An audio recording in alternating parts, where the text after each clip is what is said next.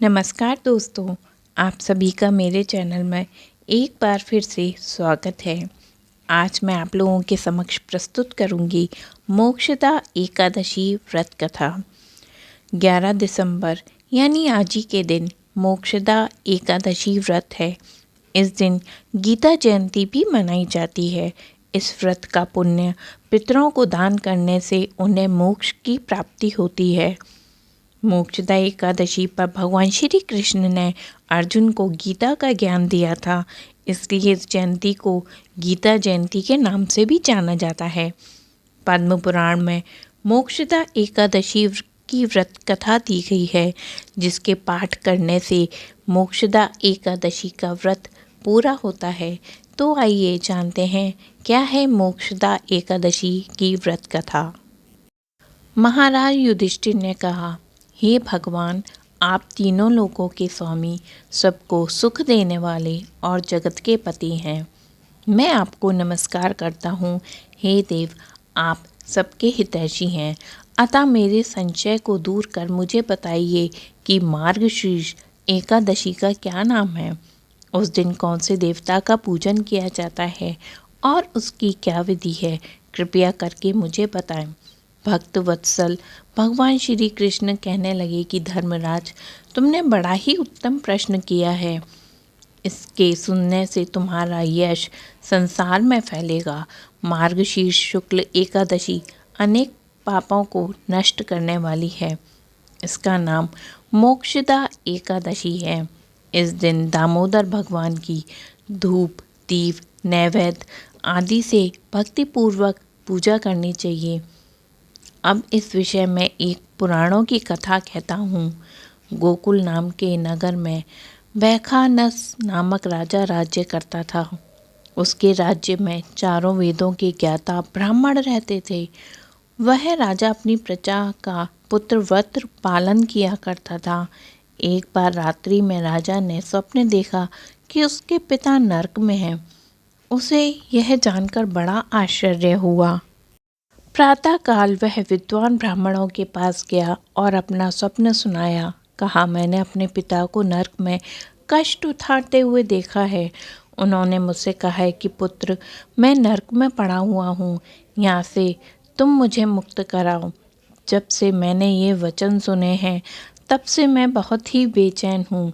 चित्त में बड़ी अशांति हो रही है। मुझे इस राज्य, धन, पुत्र, स्वाही, हाथी, घोड़े आदि में कुछ भी सुख प्रतीत नहीं हो रहा है।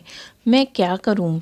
राजा ने कहा, हे ब्राह्मण देवताओं, इस दुख के कारण मेरा सारा शरीर जल रहा है। आप कृपा करके कोई तप, दान, व्रत आदि ऐसा उपाय बताएं जिससे मेरे पिता को मुक्ति मिल जाए। उस पुत्र का जीवन व्यर्थ है जो अपने माता पिता का उद्धार ना कर सके। एक उत्तम पुत्र जो अपने माता पिता तथा पूर्वजों का उद्धार करता है, वह हजारों मूर्ख पुत्रों से अच्छा है। जैसे एक चंद्रमा सारे जगत में प्रकाश कर देता है, परंतु हजारों तारे मिलकर भी नहीं कर पाते। ब्राह्मणों ने कहा, हे राजन, यहाँ पास ही भूत, भविष्य, वर्तमान के ज्ञाता पर्वत ऋषि का आश्रम है। आपकी समस्या का वे अवश्य हल जरूर निकालेंगे। ऐसा सुनकर राजा मुनि के आश्रम पर गए। उस आश्रम में अनेक शांत चित्त योगी और मुनि तपस्या कर रहे थे। उसी जगह पर्वत मुनि बैठे थे। राजा ने मुनि को साष्टांग दंडवत किया। मुनि ने राजा से सांगोपांग कुशल पूछी।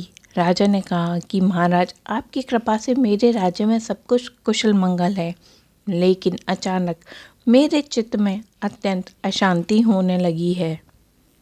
तो ऐसा सुनकर पर्वत मुनि ने आंखें बंद की और भूत विचारने लगे। फिर बोले, राजन, मैंने योग के बल से तुम्हारे पिता के कुकर्मों को जान लिया है।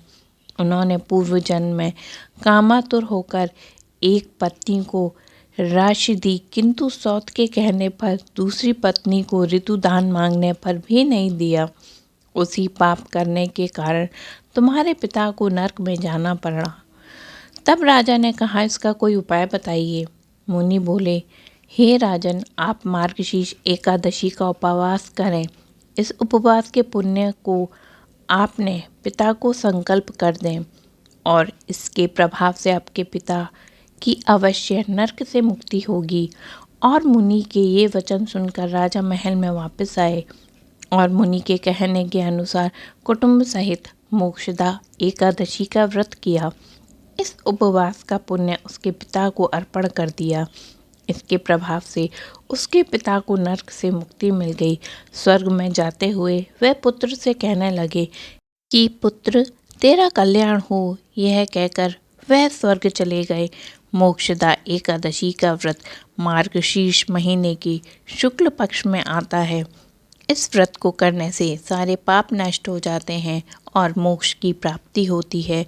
इसकी कथा सुनने या पढ़ने से वाय पेय यज्ञ के समान फल मिलता है। यह व्रत चिंतामणि की तरह मनोकामनाएं पूरी करता है। आप सभी का दिन मंगलमय एवं शुभ हो। भगवान हरि की कृपा आप पर, आपके परिवार पर बनी रहे।